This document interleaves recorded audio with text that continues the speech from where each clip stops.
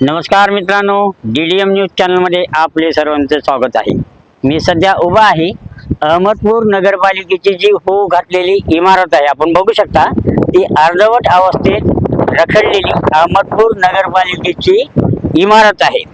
आणि या ठिकाणी बघू शकता की ही त्या इमारतीच्या संरक्षण भिंतीचं काम चालू आहे।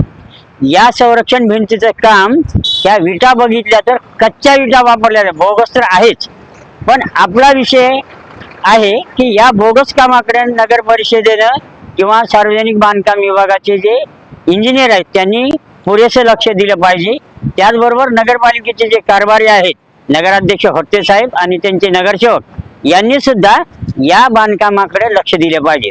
त्याचबरोबर दुसरा असा विषय आहे की आपण गेल्या मागच्या बऱ्याच दिवसापासून का आहेत नगरपालिकेच्या जागा पडून किंवा नगरपालिकेने या जागेचा उपयोग आपले उत्पन्न वाढवण्यासाठी करावा, अशी एक सूचना एक DDM न्यूज चॅनलच्या वतीनं आपण मालिका चालवत होतो।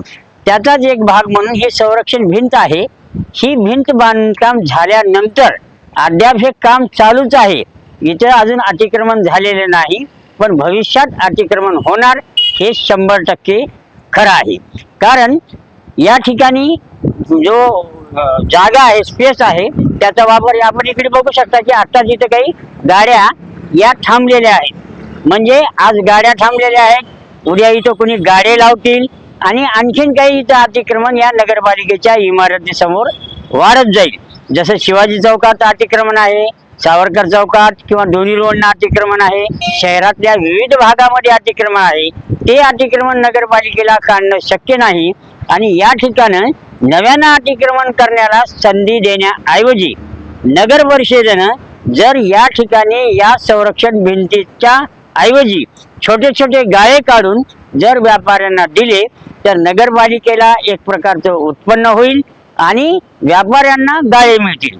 कारण आपल्या अहमदपूर नगरपालिकेची आर्थिक अवस्था अतिशय कमकुवत आहे, त्यांच्याकडे लाईट बिल भरायला पैसे नाहीत। मग अशा वेळी किंवा ही जी इमारत आपली पडून आहे त्याच्यासाठी निधी नाही, भरमसाठ कर्ज त्या घेतलेल्या इमारत बांधकामासाठी जे घेतलेलं आहे त्यासाठी भरण्याची वेळ नगरपालिकेला आलेली आहे। वेगवेगळा फंड नगरपालिका तिकडे वळत करत आहे किंवा वरूनच कपात करून घेतलं जात आहे, अशी एक माहिती आहे। तर आपलं म्हणणं एवढंच आहे की ही संरक्षण भिंत झाली आहे ठीक आहे, पण उद्या चालून सनी अतिक्रमणाचा मोठा धोका आहे।